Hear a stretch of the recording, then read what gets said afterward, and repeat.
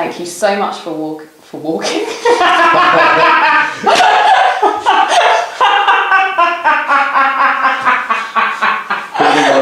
It could have been much worse. That was close.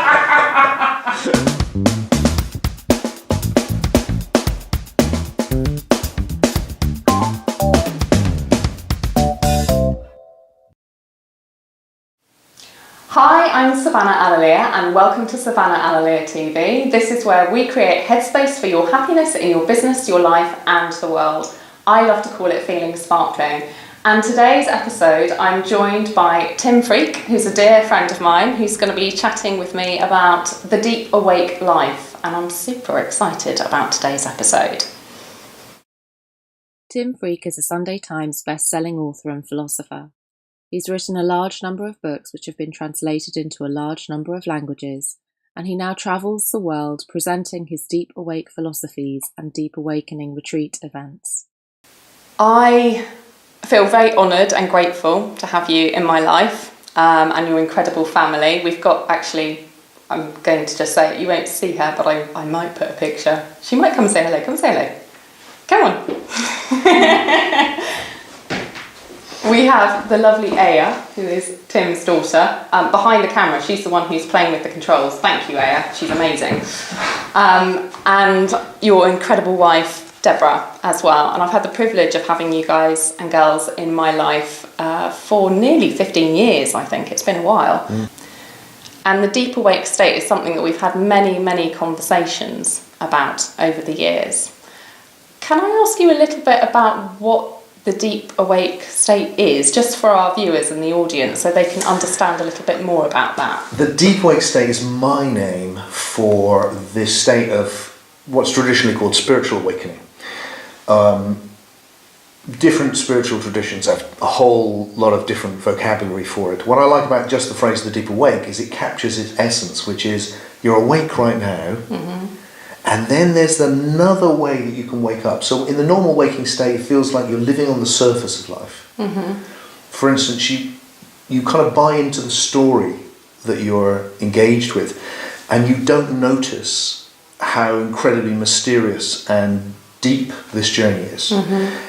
If you look deeper, the whole state of consciousness starts to shift, and that's what I call the deep awake life. And if you go deeper, if you enter the deep awake state deeply enough, then these what would normally be called mystical experience open up very naturally, of profound oneness and all-embracing love and a super aliveness, a visceral connection with the sensations. You're really present. So I think it's a very natural state which lots of people glimpse. I see it a lot when life is threatened. You suddenly wake up to how incredible it is to be alive. My thing is, well, let's wake up to that now. And what I have the privilege of doing, as you know, is like sharing that with people all over the world and seeing how can we get this now, today? How can we update our understanding of it so that we're not caught in ideas which have really lost their sell-by date, which are just too old to really get. So that's what I'm up to. I mean, I know because I've experienced a workshop with you recently for the first time. Tim and I, as I said, have known each other for probably about nearly 15 years. And the first time this year, I actually went along to one of Tim's retreats. And I adore Tim and I adore his family. But it wasn't until I experienced the retreat that I really had quite a profound sense of, wow, so many people, like everybody needs to be able to connect to this feeling in themselves. And I love that you're doing this. So you're not just doing it locally, although you do it locally here. So that's in the Glastonbury area, isn't it, in England, in Somerset. But you do also do it all over the world, don't you? Yeah, and it's fascinating just seeing people in Japan or Mexico or America or here or Holland and seeing that underneath the surface we're all the same. Yeah. And what you will have seen it in the deep awakening that you came to. What I love is the whole cross range of people. There's all different types of people, different ages, men and women, and then we go to this place together. And the secret for me is this new approach to awakening, which, as you say, I call the deep awake life. is that you're not denying the separate self, you're not denying your individuality, actually you're enhancing it. You're going, look, we come through our individuality to something which is actually beyond it, where there's this profound oneness, so that you can embrace yourself just as you are. So we're all human. Mm-hmm. And that means we're all essentially vulnerable.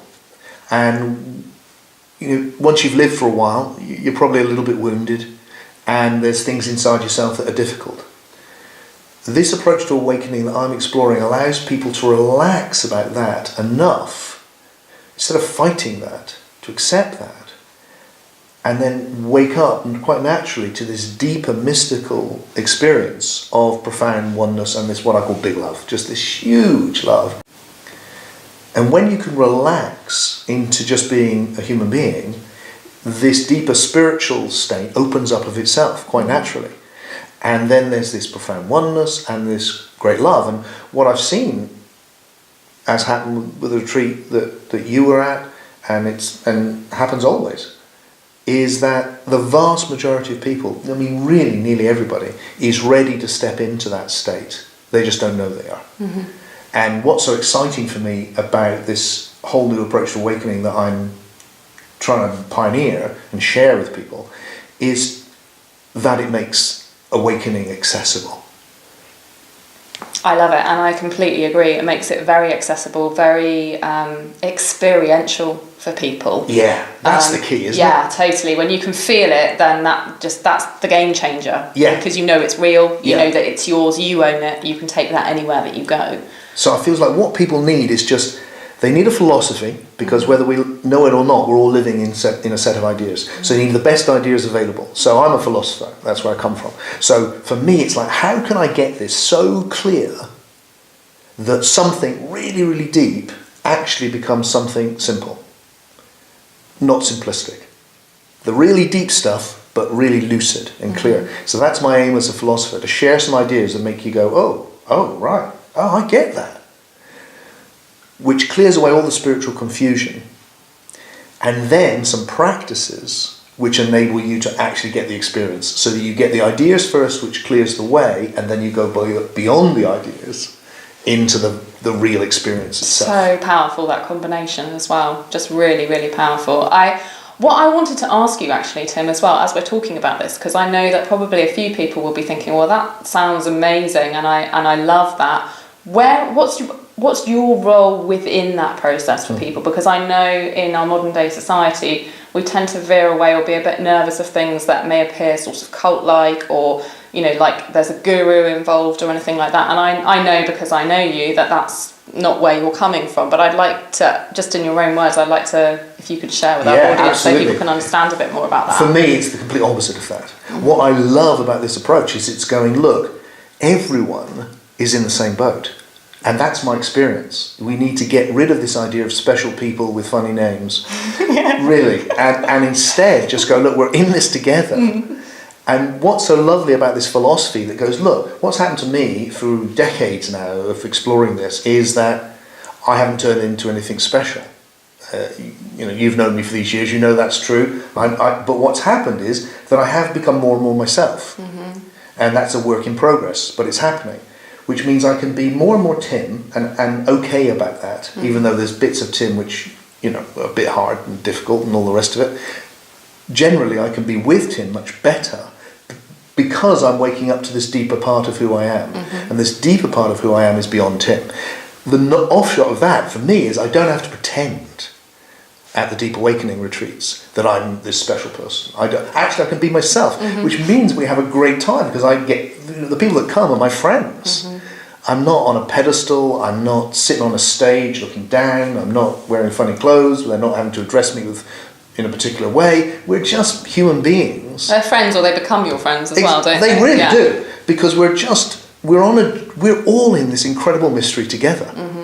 And what I want for people is, the very first thing, as you will have seen, is to say, look guys, you've probably been to spiritual retreats before where you try and be a certain way.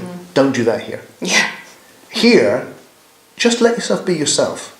So, you don't have to be, hello, I'm spiritual. I'm not like that, you can see. But you don't have to be like me either. God knows one is enough. Just be like you. And that will be perfect. And let's really see each other. And then through the looking, let's connect with the very, very deep thing, which is beyond the personal, as well, not instead.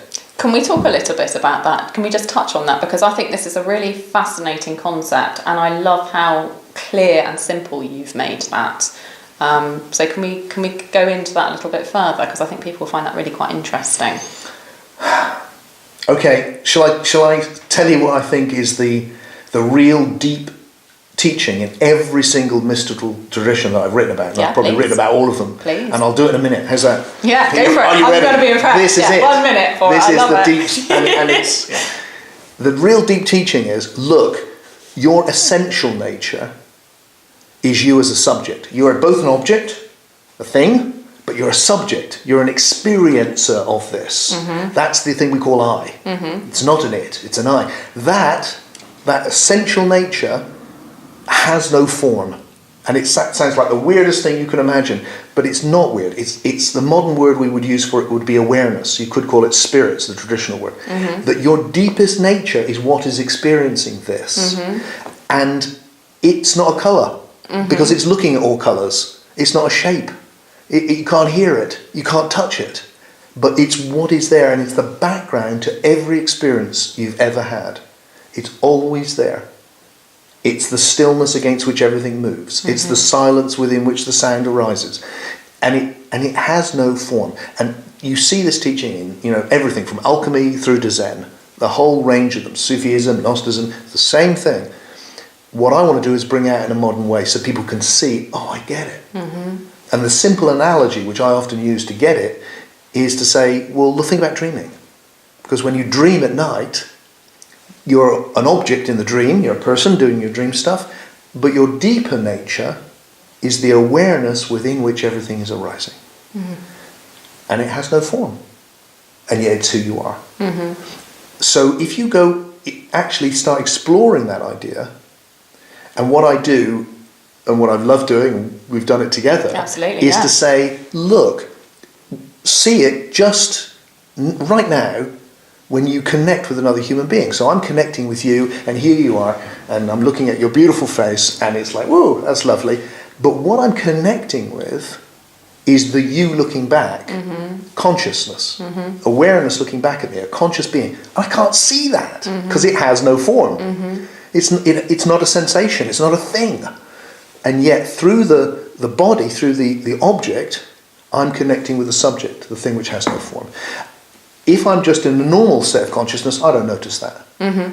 But if I'm deep awake, I notice that. So that right in this moment, there's what I am has no form, is connecting through looking with something which has no form. I do this. I like these hand movements. I love all the hand movements that go with this. It has. It's nowhere or everywhere, and it's happening all the time. So what could be more obvious than that? And then if you pay attention to that enough in the right way, whoa, your whole state starts to shift. Why is that important? I mean, I know why I feel it's important, but why do you feel it's important? Why is that important for our world at the moment? Honestly, I would say for me, because if I'm not a deep awake, I feel like I'm wasting my life. Because I'm just lost in this narrow thing, and most of us know that. Most of us know what it is to wake up and suddenly go, where have I been? What, as if life is nothing. Life is not nothing. Life is everything. It's a huge thing we're in. Something very important is happening. And it's very easy to miss it. And we all miss it from time to time. I miss it a lot. But I'm committed to trying to wake up, not for some spiritual imperative, not because I should, because I want to. Because I want to make the most of it for myself, and then I want to give as much as I can. Because the more you wake up, the more you hit this oneness and this love, this incredible love. And then what you do is motivated by the love, and the love wants to be shared.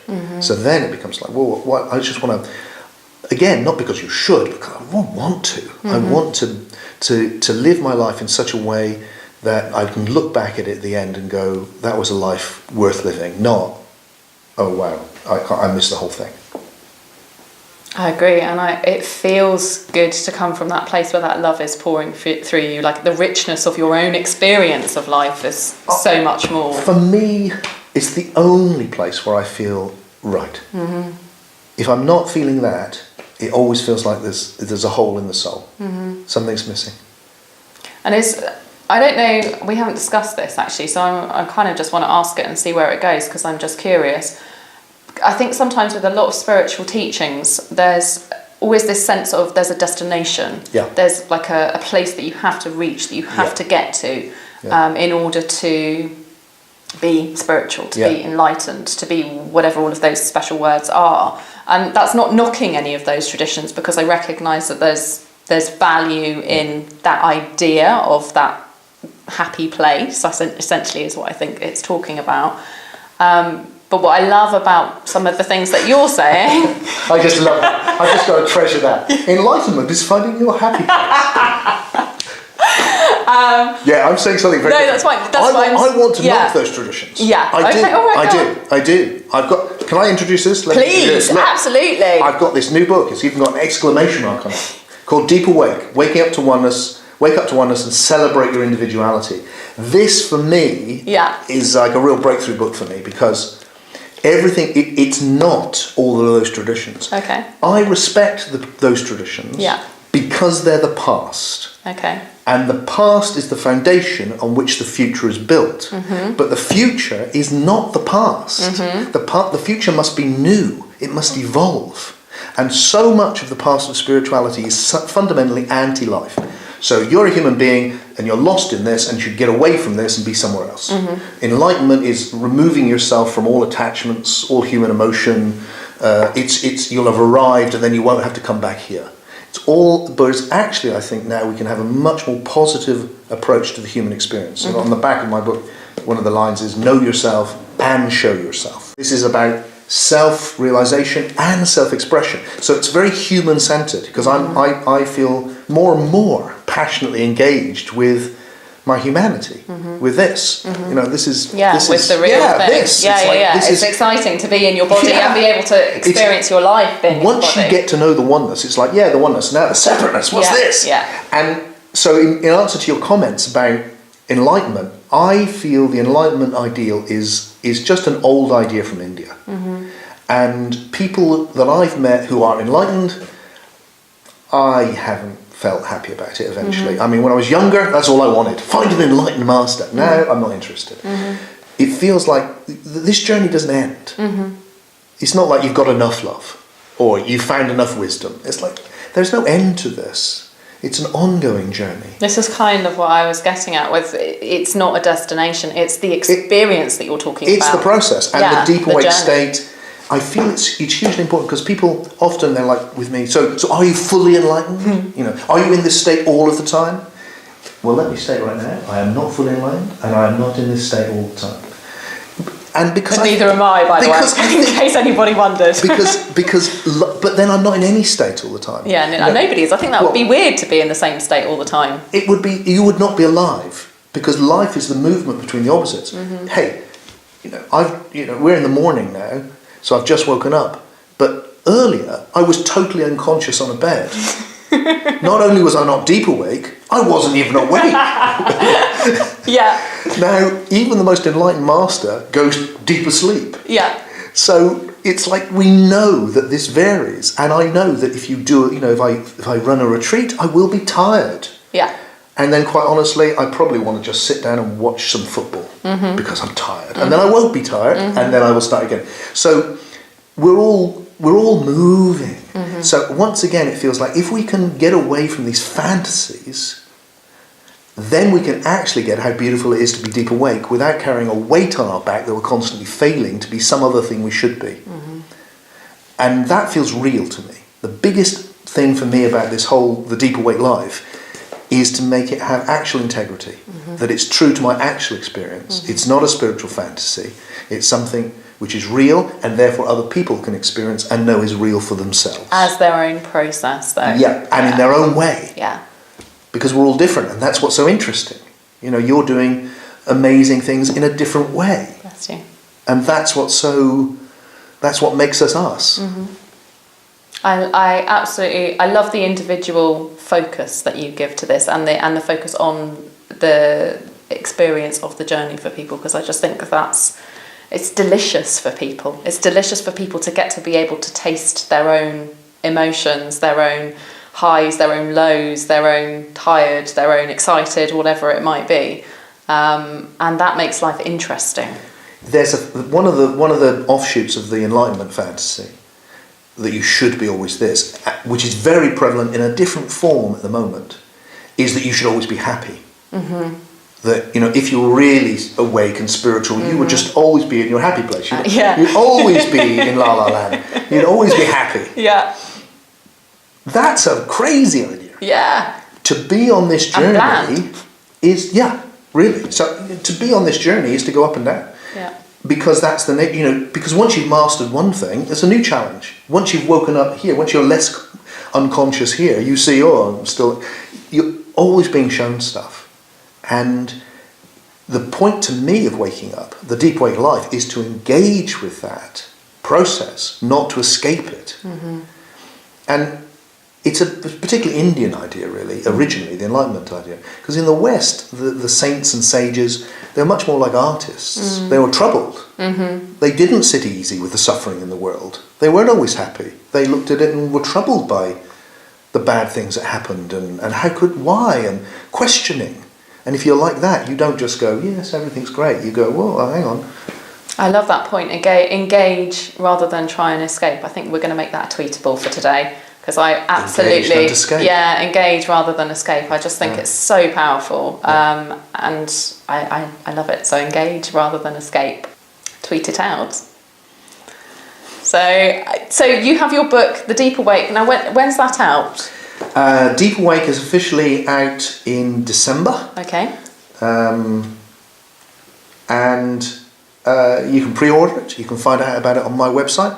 Okay. We will pop a link below. What's your website? Just timfreke.com. Okay. But you have to spell freak right, because it's a weird name. I feel like this is the most important book I've ever written on awakening by far, because it's reached a level of clarity now where it can. My publisher called it a huge freshness, and that's what I've tried to create. Is like don't think about this like the other things you may have come across. Take it as something new, and then see how you react.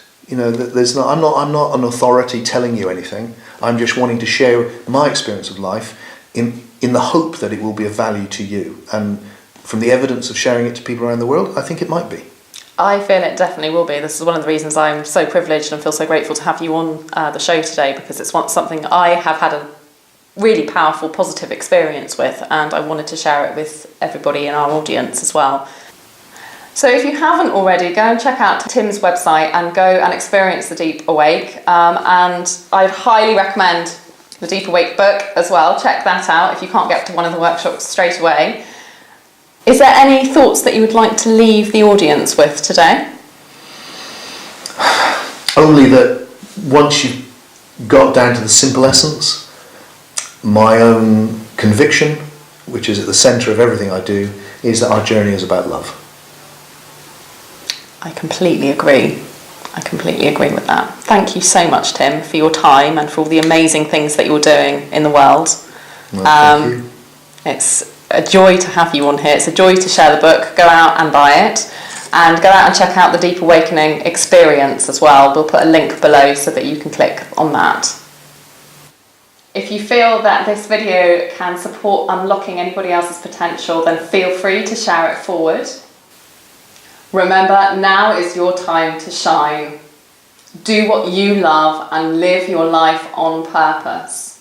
Keep bringing your flavour of awesome into the world, because you can light up this world in ways that you cannot yet see. Let's go and illuminate this world together. Thank you so much for watching. Take care and talk soon.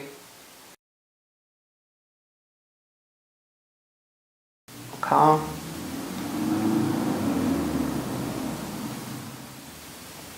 Other car. Plane. Tiny man. I feel like like a little fairy. That's what I quite like about these big flowers. I feel like a little fairy at the moment because I feel so little compared to this explosion going on. It's a great explosion. It's rather awesome. I'm quite impressed with what she's put together. Is that better? Oh my god. God.